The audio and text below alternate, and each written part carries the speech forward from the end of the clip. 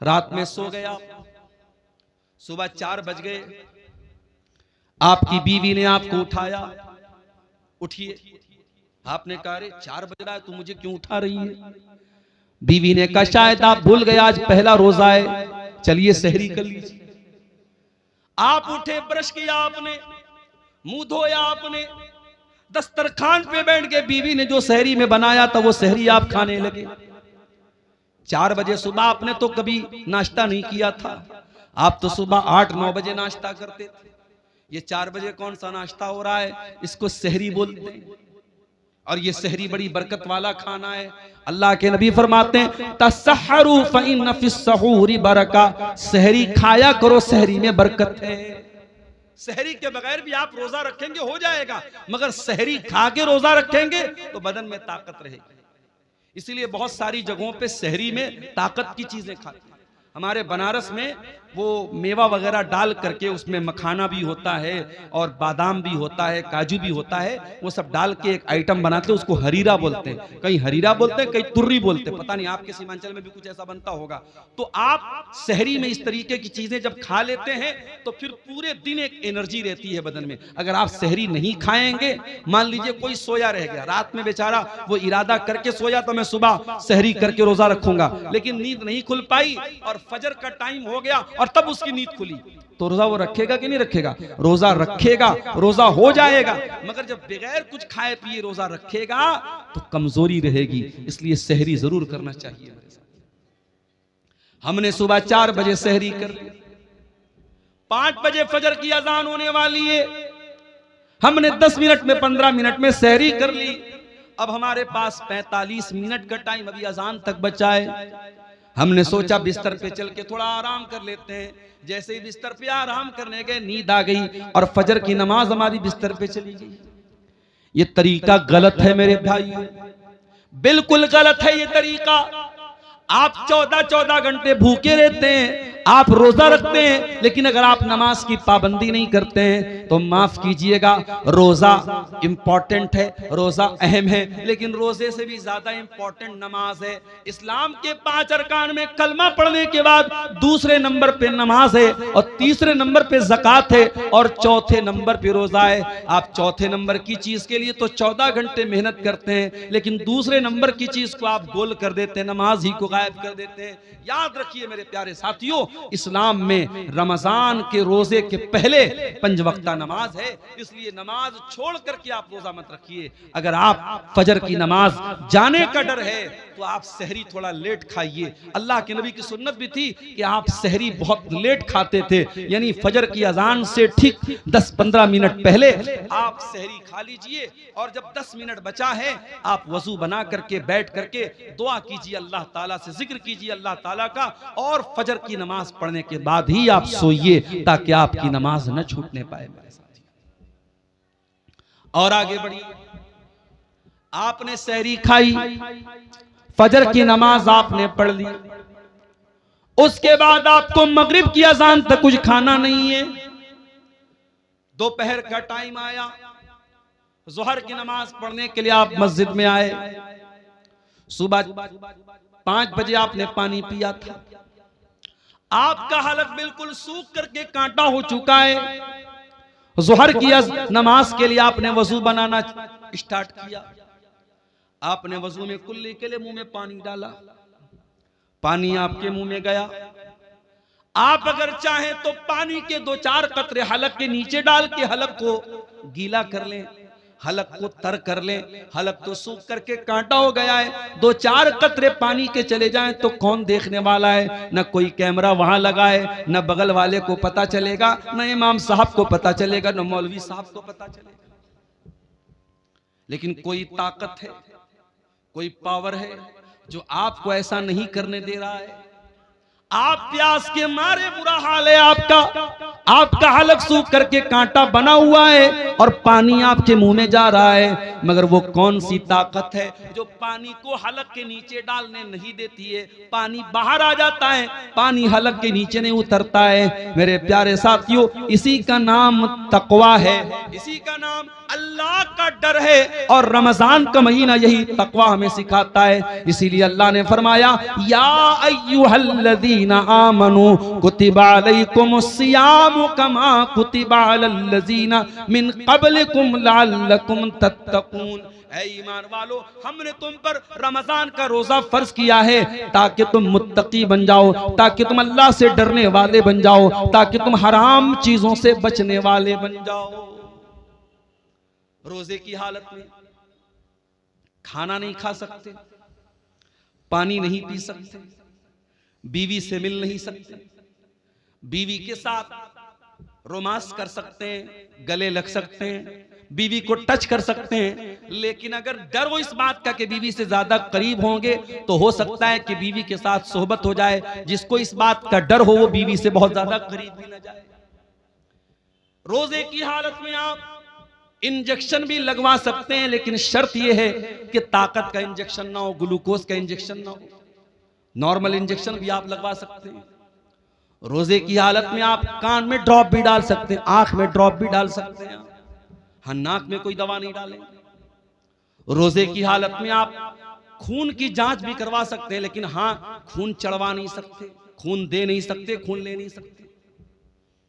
खून इसलिए नहीं दे, खून लेंगे तो बदन में एक ग़िज़ा आ जाएगी, वो जायज़ नहीं है। रोजे की हालत में बदन को ग़िज़ा पहुंचाना जायज़ नहीं, और खून किसी को देंगे तो कमजोरी बहुत ज्यादा आ जाएगी, रोजे पर इफेक्ट पड़ेगा, इसलिए खून देना भी ठीक नहीं रोजे की हालत में। रोजे की हालत में आप अगर भूल करके कुछ खा गए, नबी अकरम ने फरमाया, अगर भूल चूक करके तुम्हारे मुंह में कुछ चला गया, खा लिया, तो जैसे ही याद आ जाए फौरन बाज आ जाओ। और तुमने जो भूल करके खा लिया पी लिया, उससे तुम्हारे रोजे पर कोई फर्क नहीं पड़ा, बस ये समझो कि तुमको अल्लाह ने खिला दिया। अब मान लो आप घर में आए, प्याले में दाल रखी हुई थी, आपने थोड़ी सी दाल पी ली, फिर आपको याद आया, अरे भाई अभी तो रमजान शुरू हो गया है। फिर आपको अब्दुल गफ्फार साहब की तकरीर भी याद आ गई, उन्होंने कहा था अल्लाह ताला खिला रहा है, आपने पूरी गटागट पूरी दाल आप पी गए। ये नहीं कर देना भाई, वरना मसला फंस जाएगा, बदनाम मैं हो जाऊंगा। जितना चला गया, जितना गलती से भूल से आपने खा लिया, बस वहीं स्टॉप हो जाओ। जैसे ही याद आ गया मैं रोजा, अच्छा अब ये भी है, बाज लोगों को याद कब आता है, जब पूरा खा पी के डकार लेते अल्हम्दुलिल्लाह, उसके बाद उनको याद आता है कि हाँ मैं रोजा हूं। तो इतनी कमजोर याददाश्त भी आपकी नहीं होनी चाहिए। रोजे की हालत में अगर भूल करके आपने खा लिया तो कोई गुनाह की बात नहीं। इसी तरीके से आप सुबह सहरी कर रहे थे, आप चाय पी रहे थे, आप दूध पी रहे थे, उतने में अजान शुरू हो गई, तो बर्तन में जितना दूध है, जितनी चाय है, उसको आप कंप्लीट कर लीजिए, उस पर अल्लाह ताला की आपकी कोई पकड़ नहीं होगी। अजान अगर होने लगे तो बर्तन में जो चीज आप पी रहे हैं उसको आप कंप्लीट कर सकते हैं, उसमें कोई गुनाह की बात नहीं। और ये भी नोट कर लीजिए, रोजे की हालत में अगर रात में इंसान अपनी बीवी से मुलाकात करता है, जाहिर है कि रात में तो जायज है, या रात में इंसान सो गया और वो नापाक हो गया, उसको एहतलाम हो गया, नाइट फॉल हो गया, अब सुबह वो उठा तो वो नापाक है, यानी उसके ऊपर गुस्ल वाजिब है। अब वो क्या करे, वो रोजा रखेगा कि नहीं रखेगा? रोजा रखेगा। और अगर उसी हालत में फजर की अजान भी हो गई तो भी कोई गुनाह की बात नहीं है, उसका रोजा बिल्कुल सही है। लेकिन हाँ, अगर इंसान रात में नापाक हुआ है, सुबह उसी हालत में सहरी कर सकता है, लेकिन फजर की अजान अगर हो गई है तो जितना जल्दी मुमकिन हो वो गुस्ल करे और जमात से जाकर के नमाज पढ़े। कुछ लोग क्या करते हैं, नापाक हो गए तो आराम से सोए रहते हैं, सुबह 8 बजे 9 बजे उठ करके गुस्ल करते हैं और फिर नमाज पढ़ते हैं। ये गलत है, ये नाजायज है, ये हराम है। आप नमाज को बिना मजबूरी के उसके टाइम से डिले नहीं कर सकते। अगर आप नापाक हैं, जितना जल्दी मुमकिन हो आप नापाकी को दूर कीजिए और नमाज पढ़िए। और ये भी याद रखिए, अगर फजर के 1 मिनट पहले भी औरत अगर हैज में थी और पाक हो गई 1 मिनट पहले भी, मान लीजिए कि अगर 5:15 पे फजर की अजान हो रही है और 5:14 पर औरत को यह लगा कि मैं पाक हो गई हूं, मेरा हैज आना बंद हो गया, पीरियड आना बंद हो गया मेरा, तो उस दिन का रोजा वो रखेगी, उस दिन का वो रोजा रखेगी और फौरन वो गुस्ल करके फजर की नमाज भी पढ़ेगी। हाँ, अगर इसका उल्टा हो जाए, अगर फजर की अजान के 1 मिनट के बाद भी अगर औरत को जो है वो हैज आ जाए तो वो उस दिन का रोजा नहीं रखेगी, वो नापाक मानी जाएगी, वो जितने दिन पीरियड में रहेगी वो रोजा नहीं रखेगी। अगर मगरिब की अजान के 1 मिनट पहले भी उसको हैज आ गया तो वो रोजा उसका काउंट नहीं होगा, उस रोजे को वो बाद में पूरा करेगी, वो रोजा उसका पूरा नहीं माना जाएगा। ये मसले हैं, इसकी भी जानकारी हमको कर लेना जरूरी है। शाम का टाइम आया, आपने, बीवी आपकी कमरे में आती है, वही बीवी जो आपके लिए सर से पैर तक हलाल है, आपने रोजे की हालत में अपने आप को कंट्रोल किया है, बीवी के करीब नहीं जा रहे, आपको बहुत तेज भूख लगी, आपके घर में खाने पीने के बहुत सारे आइटम रखे हुए हैं, लेकिन आप उन चीजों को नहीं खा रहे, आपको प्यास लगी, आप कोई चीज पी नहीं रहे, ये रोजा हलाल चीजों को आपसे छुड़वा रहा है। खाना हलाल है लेकिन आप खाना नहीं खा रहे, पानी हलाल है लेकिन पानी नहीं पी रहे, बीवी हलाल है लेकिन बीवी के करीब नहीं जा रहे। मेरे प्यारे साथियों, ये रोजा हमें ये सबक दे रहा है, ऐ रोजा रखने वाले, अगर तू अल्लाह के हुक्म पर हलाल चीजों को छोड़ सकता है तो तू हराम को भी छोड़ सकता है, और अगर तू हलाल को छोड़ता है और हराम को नहीं छोड़ता है तो फिर तेरे रोजा रखने का कोई मतलब नहीं है।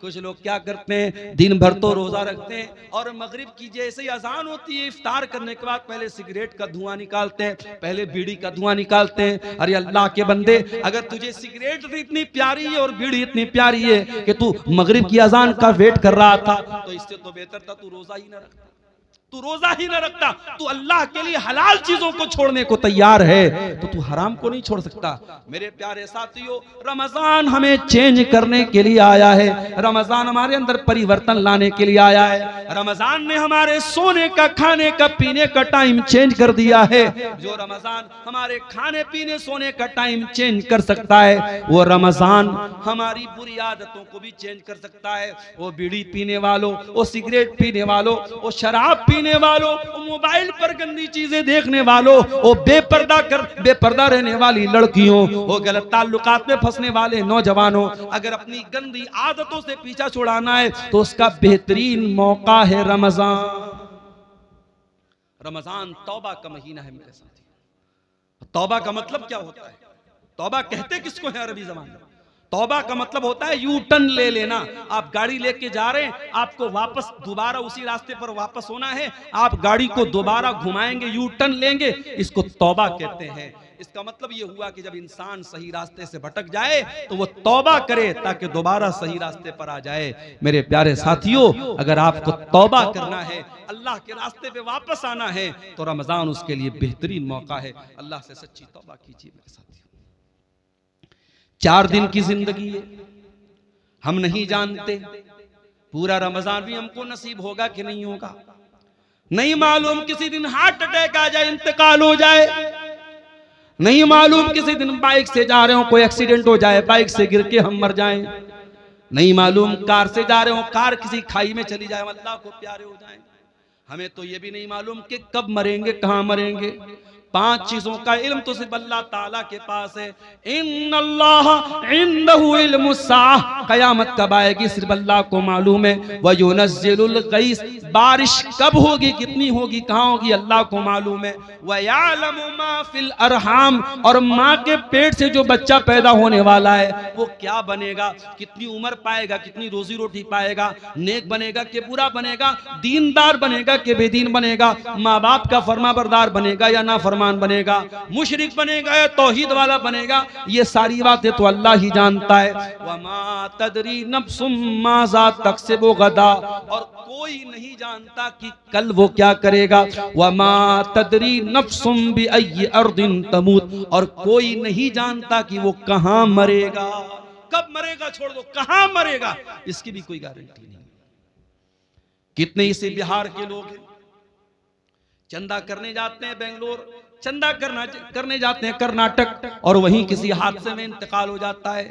इसी कटिहार में घसिया घाट नाम का एक इलाका है, वहां एक मौलाना कारी अब्दुल बासित नाम के थे, बहुत अच्छे मेरे ताल्लुकात थे, उनके मदरसे में कई बार जलसे में गया। बेचारे तमिलनाडु के इलाके में चंदा करने गए थे, ट्रेन पर चढ़ रहे थे, अचानक ट्रेन से गिर गए और वहीं ऑन द स्पॉट उनका इंतकाल हो गया।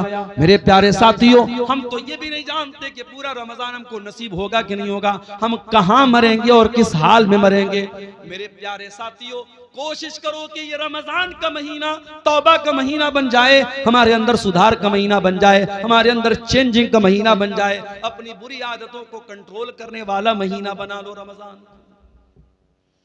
शाम हो गई, इफ्तार का टाइम हो गया, मान लीजिए 6 बजे मगरिब की अजान है। कोशिश ये करो कि 5:30 बजे अपने घर में आ जाओ, जितना इफ्तारी का सामान लेना है पहले ही लेके आ जाओ, आधा घंटे पहले ही आ जाओ। दस्तरखान बिछा लो, बच्चों और परिवार को साथ में ले लो और अल्लाह की बारगाह में दुआ करो। मेरे प्यारे साथियों, रोजे की हालत में अल्लाह ताला दुआ जल्दी कबूल करता है। रोजे का दुआ के साथ बड़ा गहरा कनेक्शन है, और इसीलिए अल्लाह ताला ने कुरान में जहां रमजान का जिक्र किया है, जहां रोजे का जिक्र किया है, वहीं अल्लाह ने फरमाया वइज़ा सअलका इबादी अन्नी फइन्नी करीब। ऐ मेरे नबी, जब मेरे बंदे आपसे मेरे बारे में सवाल करें कि अल्लाह कहाँ है, तो ऐ नबी उनको बता दीजिए कि अल्लाह ताला बहुत करीब है। उजीबु दावत दाई इज़ा दान, और जब भी कोई दुआ करने वाला अल्लाह को पुकारता है, अल्लाह जरूर उसकी दुआ को सुनता है। शर्त यह है फलयस्तजीबू ली वलयुमिनू बी, कि वह अल्लाह की बात माने और अल्लाह पर ईमान रखे। अगर वाकई में हम अल्लाह की बात माने तो जरूर अल्लाह हमारी दुआ सुनेगा, मगर हम अल्लाह की बात मानते कहाँ हैं? हम तो गुनाहों की दुनिया में लथपथ रहते हैं, हराम कमाई खाते हैं, सूद ब्याज खाते हैं, हराम काम करते, और उसके बाद हम कहते हैं अल्लाह हमारी दुआओं को नहीं सुनता। अल्लाह ने हम पर जालिमों को मुसल्लत कर दिया है, फला जालिम है, फला जालिम। अरे सबसे बड़े जालिम हम हैं। दूसरों को जालिम कहने से पहले अपने गिरबान में झांके, हमने अपने ऊपर कितना जुल्म किया है। इसलिए मेरे प्यारे साथियों, रमजान में दुआ करो, और दुआ करना है तो जरा नबियों से सीखो कि दुआ कैसे की जाती है। आदम अलैहिस्सलाम से गलती हो तो क्या दुआ की उन्होंने, और रब्बना ज़लमना अनफुसना व इल्लम तगफिर लना व तरहमना लनकूनन्न मिनल खासिरीन। ऐ परवरदिगार, हमने अपनी जानों पर जुल्म किया है, और अगर तूने नहीं बख्शा और तूने रहम न किया, ऐ अल्लाह हमसे ज्यादा खसारा उठाने वाला कोई न होगा। यूनुस अलैहिस्सलाम को देखो, मछली के पेट में, जहां दुनिया का कोई नेटवर्क काम नहीं करता, वहां क्या दुआ कर रहे हैं, फनादा फिज़्ज़ुलुमाति अल्ला इलाहा इल्ला अंत सुब्हानका इन्नी कुन्तु मिनज़ ज़ालिमीन। यूनुस अलैहिस्सलाम ने तीन अंधेरों में, समंदर का अंधेरा था, पानी का, समंदर का अंधेरा था, रात का अंधेरा था, और मछली के पेट का अंधेरा था, तीन अंधेरों में उन्होंने अल्लाह को पुकारा। और क्या पुकारा, ला इलाहा इल्ला अंता सुब्हानका इन्नी कुन्तु मिनज़ ज़ालिमीन। ऐ अल्लाह तू पाक है, ऐ अल्लाह तेरे सिवा मेरा कोई सहारा नहीं है, ऐ अल्लाह तू पाक है, इन्नी कुन्तु मिनज़ ज़ालिमीन। ऐ अल्लाह मैं जालिम हूँ, मेरी गलती है। दुआ मांगने का तरीका सीखो मेरे प्यारे साथियों नबियों से। इसीलिए अल्लाह के नबी फरमाते हैं, मछली वाले नबी की दुआ बहुत बेहतरीन दुआ है, और मुसलमान जब भी किसी मुसीबत में ये दुआ करेगा, अल्लाह ताला जरूर उसकी दुआ को सुनेगा। इब्राहिम अलैहिस्सलाम को देखो, 85 साल की उम्र हो चुकी है, औलाद नहीं है।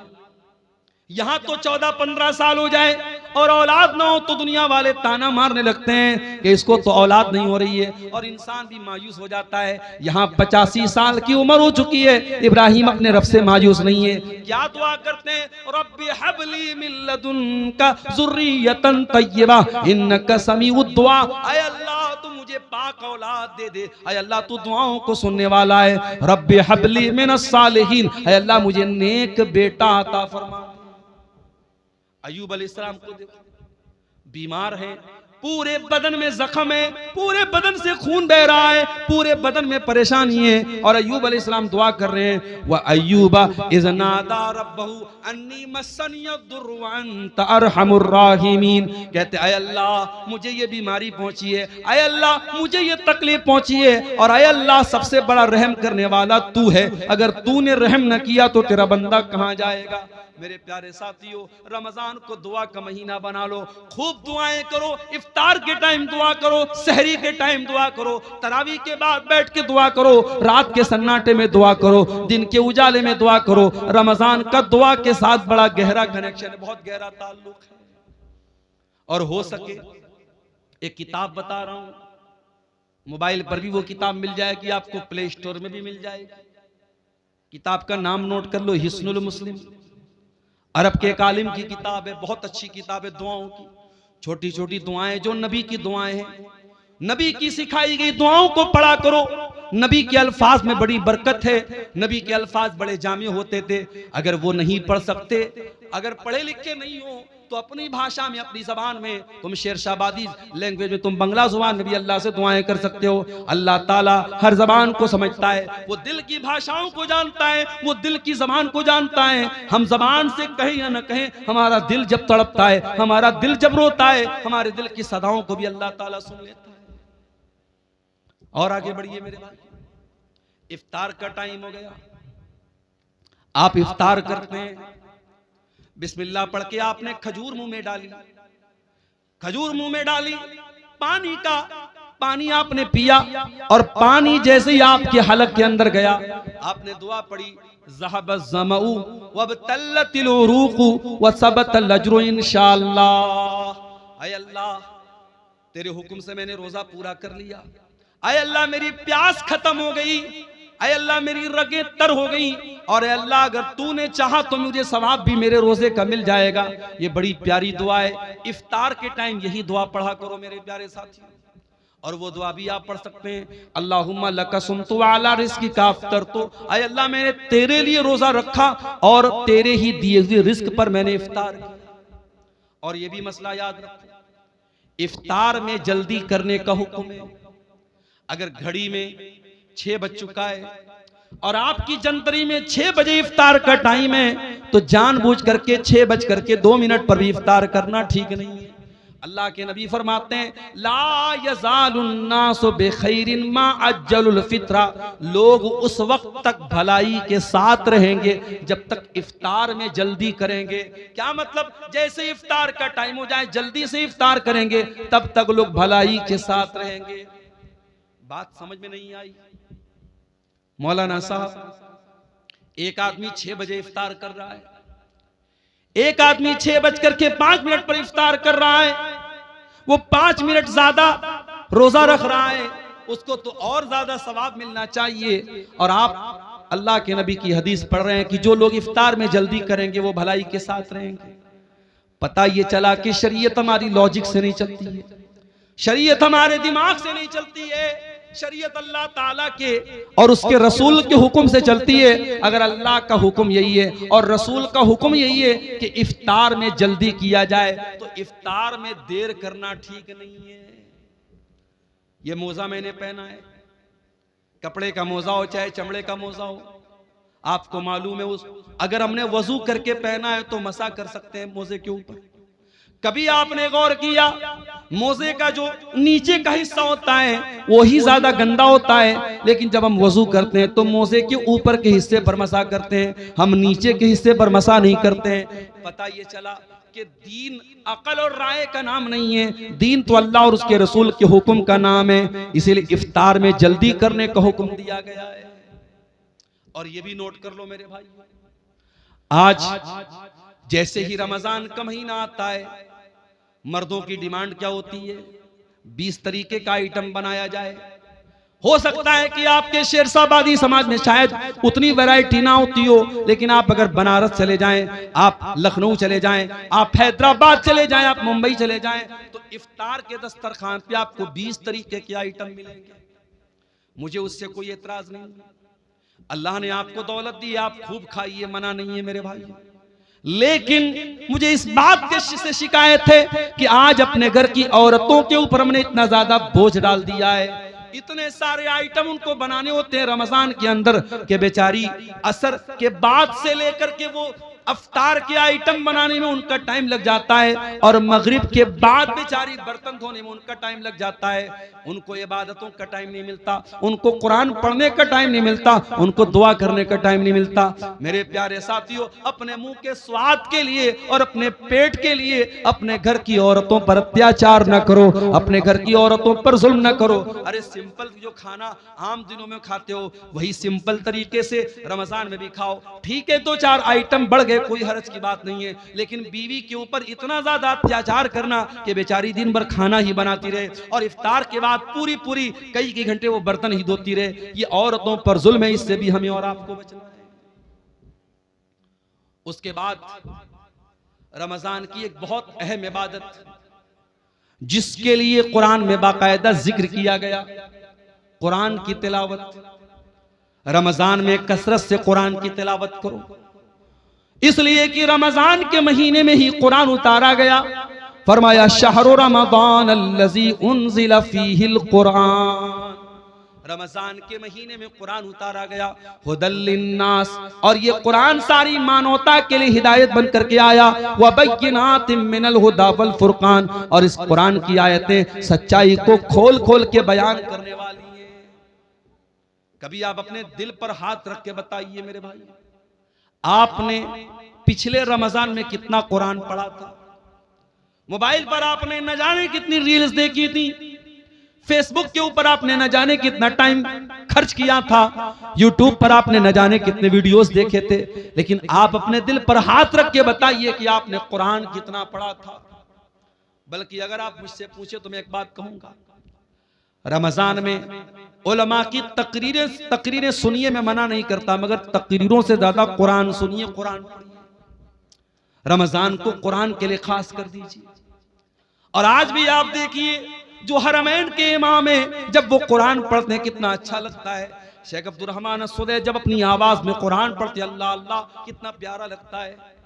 शेख सऊद अशरम तो चले गए, लेकिन मौजूदा जो इमाम हरमैन है उसमें एक नाम शेख बदर तुर्की का है, कितना प्यारा कुरान पढ़ते हैं।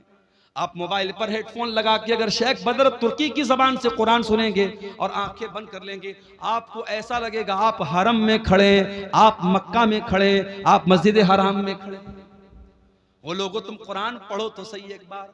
अला बिज़िक्रिल्लाहि तत्मइन्नुल कुलूब, ये कुरान तुम्हारे दिल को जरूर शांति देगा, तुम्हारे दिल को जरूर सुकून देगा। ये कुरान पढ़ के तो देखो, ये कुरान सुन के तो देखो। हमारे दिल इतने कठोर हो चुके हैं, हमें गाना अच्छा लगता है, हमें म्यूजिक अच्छा लगता है, हमें कुरान अच्छा नहीं लगता। हमें कुरान न पढ़ने का मन करता है, न सुनने का मन करता है। तरावी की नमाज में इमाम साहब जरा सी लंबी तिलावत कर दें तो हम नाराज हो जाते हैं, इमाम साहब आपने लंबी तिलावत क्यों कर दी। हमें कुरान 10 मिनट ज्यादा सुनना भी गवारा नहीं है। वही नौजवान जो आधा घंटे तरावी की नमाज में खड़ा नहीं हो पाता है और बैठ करके आराम से तरावी पढ़ता है, वही नौजवान 1-1 घंटा खड़े होकर के 50 ओवर का क्रिकेट मैच देख लेता है। अभी इस बार वर्ल्ड कप का 2020 वर्ल्ड कप चल रहा है। अपने नौजवानों से एक बात कहना चाहूंगा, ये वर्ल्ड कप का जो मैच है ये तो होता रहेगा, लेकिन रमजान पता नहीं दोबारा हमको मिलेगा कि नहीं मिलेगा।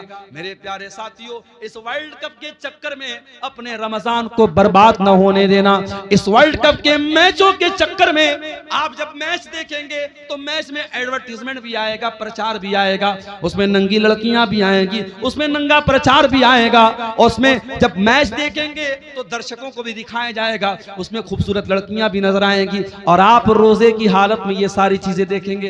इसलिए खबरदार, कहीं रमजान के रोजे को आपका ये वर्ल्ड कप का मैच बर्बाद न कर दे। इसलिए वर्ल्ड कप के मैच से भी होशियार रहना मेरे साथी। कुरान को टाइम दो। इमाम मालिक रहमतुल्लाह अलैह बहुत बड़े इमाम थे, हदीस का दर्स दिया करते थे। पूरी दुनिया से उनके पास लोग हदीस पढ़ने आया करते थे, लेकिन जब रमजान का महीना आता था इमाम मालिक ऐलान कर देते थे, वो लोगों मैं रमजान में हदीस नहीं पढ़ाऊंगा, मैं साल भर हदीस पढ़ाता हूँ। ये कुरान का महीना आ गया, ये रमजान का महीना आ गया, एक महीने के लिए मुझे कुरान के साथ छोड़ दो, मैं कुरान को पढ़ूंगा, कुरान पर गौर करो। वो लोगों कुरान को पढ़ो रमजान में, कुरान को सुनो रमजान में और कुरान पर गौर करो। ये दिल पर जो गुनाहों की लेयर चढ़ी है, ये दिल पर जो गुनाहों की परत चढ़ी है, जब कुरान पर गौर करोगे तो ये परत टूट जाएगी, ये परत गिर जाएगी। कुरान कहता है अफला यतदब्बरूनल कुरान अम अला कुलूबिन अक़फ़ालुहा, मेरे बंदो तुम कुरान पर गौर क्यों नहीं करते? क्या तुम्हारे दिलों पर ताले लगे हैं? जिस तरीके से मोबाइल का लॉक अगर खोलना हो तो जब तक पासवर्ड न डाला जाए तब तक मोबाइल का लॉक नहीं खुलता, जब तक पैटर्न लॉक न डाला जाए तब तक मोबाइल का लॉक नहीं खुलता। इसी तरीके से दिल पर जो लॉक पड़े हैं, दिल पर जो ताले पड़े हैं, दिल का ताला खोलना है तो कुरान पर गौर करो, कुरान पर तदब्बुर करो मेरे प्यारे साथी, कुरान पर गौर करो मेरे साथी।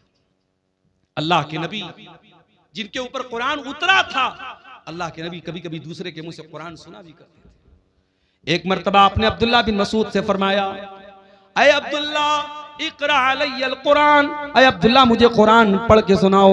अब्दुल्ला बिन मसूद ने फरमाया, अय अल्लाह के नबी मैं आपको कुरान कैसे पढ़ के सुनाऊं, ये कुरान तो आप ही के ऊपर उतरा है। आपने फरमाया, अय अब्दुल्ला मैं दूसरे के मुंह से सुनना चाहता हूं, आज तुम्हारे मुंह से सुनना चाहता हूं, तो मुझे कुरान पढ़ के सुनाओ। अब्दुल्ला बिन मसूद कुरान पढ़ने लगे और सूरह निसा की तिलावत करने लगे, सूरह निसा पढ़ने लगे और अल्लाह के नबी गौर से सुनने लगे। पढ़ते पढ़ते पढ़ते पढ़ते अब्दुल्ला बिन मसूद इस आयत पर पहुंचे, फकैफा इज़ा जिना मिन कुल्ली उम्मतिन बिशहीद, ऐ मेरे नबी उस वक्त आपका क्या हाल होगा जब हम हर उम्मत में से एक गवाह लाएंगे।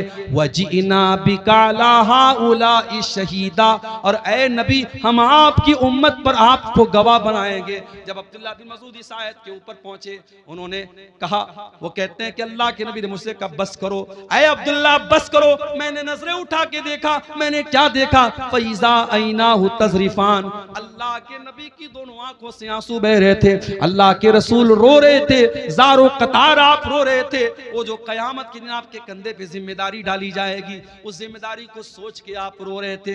ओ मुसलमानों, तुम्हारे नबी तो अपनी जिम्मेदारी का ख्याल करके रो रहे हैं, तुम्हें अपनी जिम्मेदारी का ख्याल कब आएगा? आज ये कौम कहां जा रही है, इस कौम का नौजवान कहां जा रहा है? आज इस कौम की लड़कियां मुर्तद हो रही हैं, इस कौम का नौजवान नशे में धुत है, इस कौम की लड़कियां बेपर्दा हो रही हैं, इस कौम का एक बड़ा तबका हराम कमाई खा रहा है।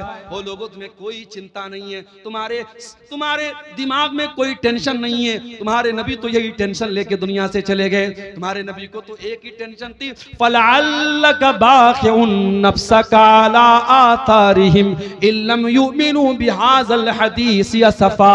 ऐ मेरे नबी आपको इतनी टेंशन है, आपको इतनी चिंता है लोगों के ईमान लाने की, कहीं इस टेंशन में आप जान न दे दें। आपके नबी को तो इतनी टेंशन थी, मगर आपको कोई टेंशन नहीं है। अल्लाह के प्यारे नबी उस जिम्मेदारी का एहसास करके रोने लगे, कुरान सुन करके रोने लगे। मेरे साथ कुरान सुनो तो सही अच्छे कारी की आवाज में, खास तौर से जो अफ्रीकन कारी होते हैं, उसमें एक कारी है, कभी यूट्यूब पर सर्च मारिएगा, सूफी अब्दुल रशीद नाम है उनका, ये शायद उधर अफ्रीका वगैरह कहीं के हैं।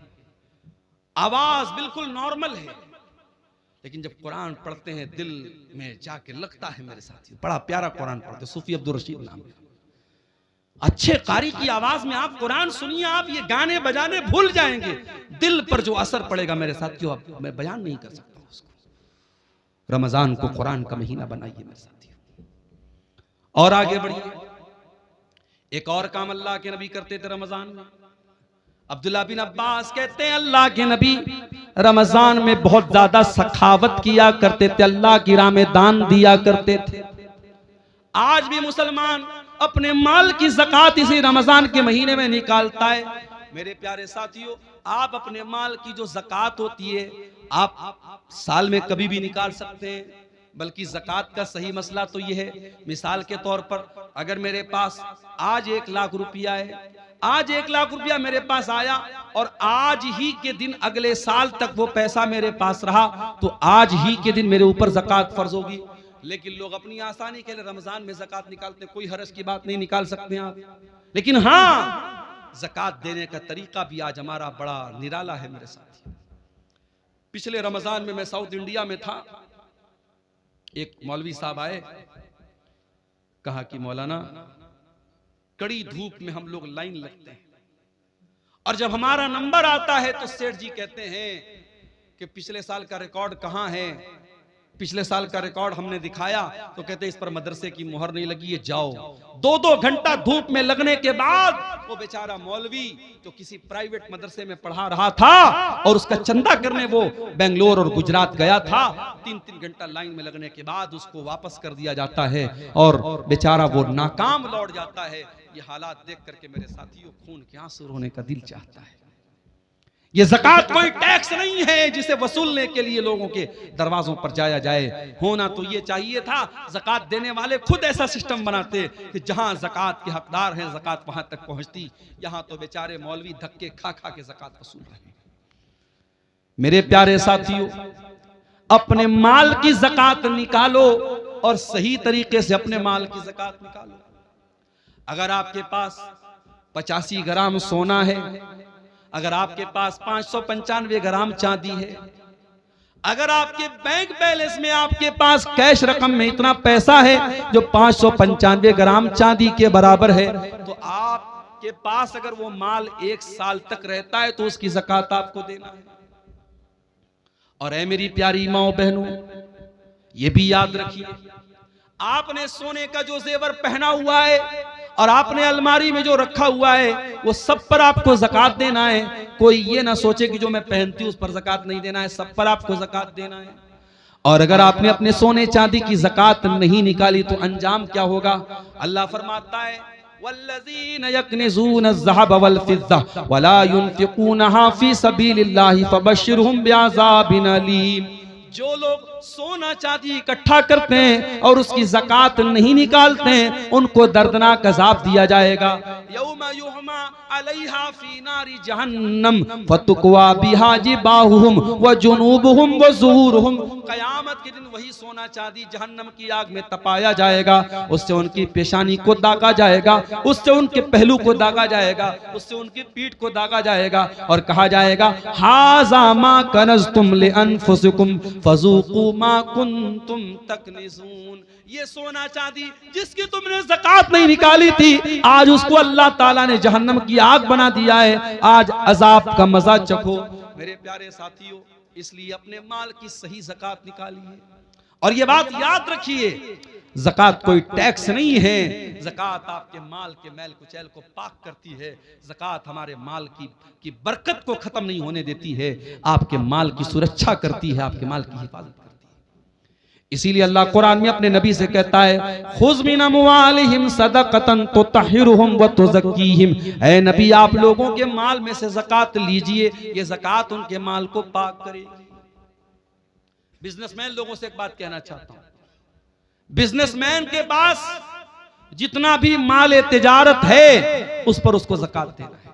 मिसाल के तौर पे अगर हमारे दुकान में 10 लाख का माल है तो 10 लाख के माल पे हमको ज़कात देना है। हाँ, मार्केट से जो पैसा हमको लेना है उसको हम माइनस करेंगे और मार्केट में जो पैसा हमको देना है वो माइनस करेंगे, जो लेना है उसको प्लस करेंगे और पूरे माल तिजारत को ऐड करके उसकी ज़कात हमें निकालना है। इसी तरीके से अगर आपने कोई जमीन खरीदी है और आपने जमीन इस मकसद के लिए खरीदी है कि जमीन का दाम बढ़ जाएगा तो हम बेच देंगे, अगर आपने जमीन को बेचने के मकसद से लिया है तो उस जमीन की भी आपको ज़कात देना पड़ेगा। हाँ, अगर आपने जमीन लिया है मकान बनाने के लिए, बच्चों के रहने के लिए, तो उस पर आपको ज़कात नहीं देना है। अपनी जरूरत की चीजों पर भी आपको ज़कात नहीं देना है। 1.5 लाख का मोबाइल आता है, एप्पल का आईफोन आता है, सैमसंग का अल्ट्रा आता है, 1.25 लाख का 1.5 लाख का मोबाइल आता है। 1.5 लाख के मोबाइल पर आपको कोई ज़कात नहीं देना है। 10 लाख की आपके पास 40 लाख की कार है, कार पे आपको कोई ज़कात नहीं देना है। 50 लाख का आपके पास घर है जिसमें आप रहते हैं, उस घर के ऊपर आपको कोई ज़कात नहीं देना है। जो आपकी जरूरत की चीजें हैं, जाती चीजें, उस पर आपको कोई ज़कात नहीं देना है।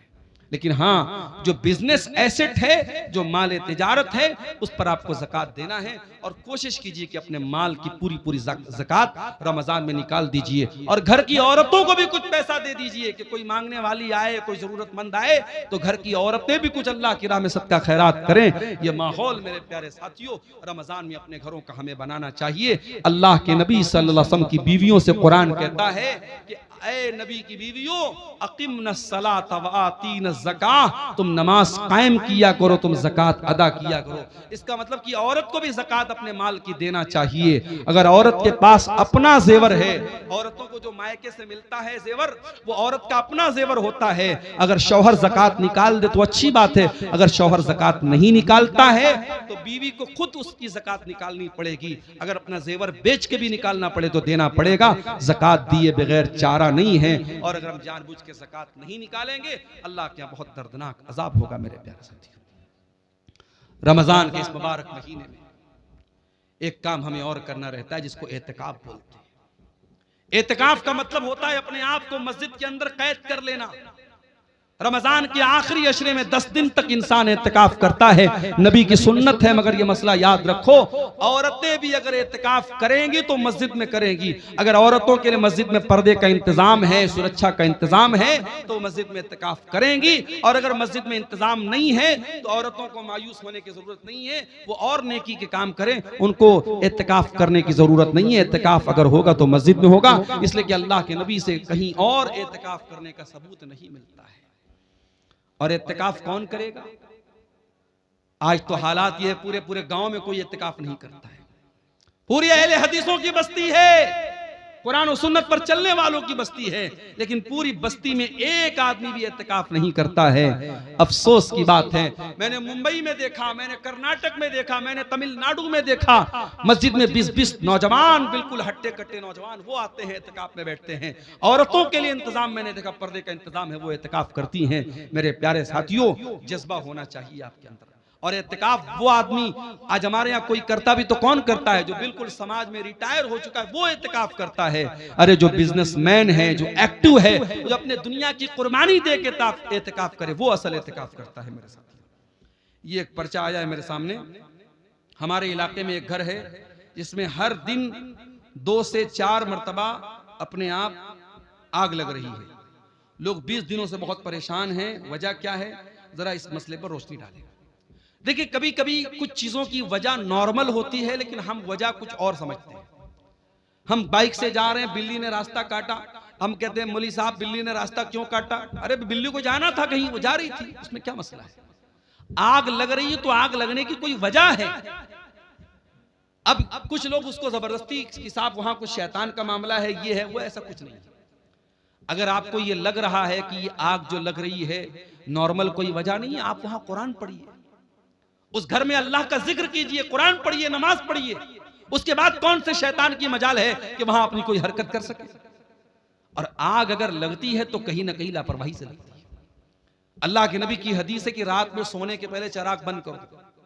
हमारे यहाँ लोग सर्दियों में हीटर जलाते हैं और हीटर चलाए चलाए सो जाते, कितनी जगह एक्सीडेंट हो जाता है। जो नबी की हदीस है, जो नबी का फरमान है, उस पर हमेशा हमें अमल करना है। रात में जो भी आग से रिलेटेड चीजें, चाहे गैस का चूल्हा हो, चाहे चिराग की बत्ती हो, चाहे हीटर हो, सब बंद करके सोना चाहिए। तो बहरहाल अगर किसी घर में बार बार आग लग रही है, उसकी वजह पे गौर कीजिए।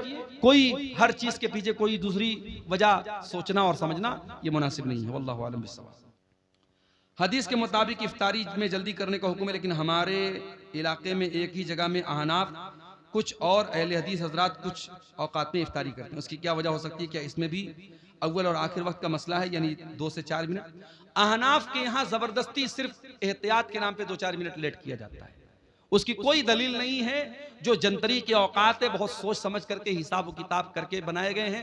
नबी के ज़माने में जंतरी नहीं थी, नबी के ज़माने में घड़ी नहीं थी। आसमान देख करके लोग इफ्तार करते थे। आज तो अल्हम्दुलिल्लाह घड़ी है और जंतरी में बाकायदा पूरा तहकीक करने के बाद इफ्तार का टाइम तय किया गया है। वो उसमें ताखिर करने का कोई जो है मतलब नहीं है। जो लोग एहतियात के नाम पर देर करते हैं वो ठीक नहीं है। क्या सहरी के लिए माइक में ऐलान करना सही है? सहरी के लिए, सहरी खत्म करने के लिए अजान होती है, वो काफी है, अलग से कोई माइक से ऐलान करना ठीक नहीं है। रोजे की हालत में खून चेक कराना कैसा है? करा सकते हैं, खून की जांच करा सकते हैं, कोई हरज की बात नहीं। क्या मस्जिद के माइक में गजल हमद पढ़ना सही है? गजल हमद जो है ये अगर अच्छा कलाम है और मान लीजिए कि मस्जिद में कोई प्रोग्राम वगैरह हो रहा है तो उस मौके पर तो पढ़ सकते हैं। ऐसे ही नॉर्मली जो है लाउड स्पीकर से गजल और हमद पढ़ना ये ठीक नहीं है, ये दूसरों को तकलीफ पहुंचाने वाली बात होगी। क्या लिखा है? कै के होने से क्या रोजा टूट जाए? अगर बीमारी की वजह से उल्टी होगी किसी को तो खुद से जो उल्टी हो जाती है उससे रोजा नहीं टूटता है, उल्टी होने से रोजा नहीं टूटता है। हाँ, कोई जानबूझ करके अपने मुंह में हाथ डाल के उल्टी करे तो उससे रोजा टूट जाएगा, लेकिन जो खुद से बीमारी की वजह से उल्टी होती है उससे रोजा नहीं टूटेगा। क्या झूठ बोलने से रोजा टूट जाता है? झूठ बोलने से रोजा टूटता नहीं है, मगर झूठ बोलना रोजे की हालत में हराम है। अल्लाह के नबी ने फरमाया अगर कोई आदमी रोजा रख करके भी झूठ बोलता है तो फिर अल्लाह ताला को उसके रोजे की कोई जरूरत नहीं है। इफ्तार कराने से कितना सवाब मिलता है? आप जिसको इफ्तार कराएंगे उसको उसके रोजे का पूरा पूरा सवाब मिलेगा और उतना ही सवाब आपको भी मिलेगा। इसलिए कोशिश ये कीजिए कि रमजान में रोजाना एक आदमी को अपने साथ बिठा के इफ्तार कराइए ताकि आपको हर रोजे का डबल सवाब मिले। लेकिन यहाँ जो इफ्तार करने आएगा आपके घर में वो बेचारा कहीं ये ना सोचे कि मेरे सवाब में कोई कमी आएगी, उसको पूरा सवाब मिलेगा, लेकिन इफ्तार कराने वाले को डबल सवाब मिलेगा। सहरी के लिए वजू करना जरूरी है? नहीं, वजू भी जरूरी नहीं है, बल्कि नापाकी की हालत में भी आप सहरी कर सकते हैं, लेकिन हाँ फौरन गुस्ल करके आप जमात से फजर की नमाज पढ़ेंगे।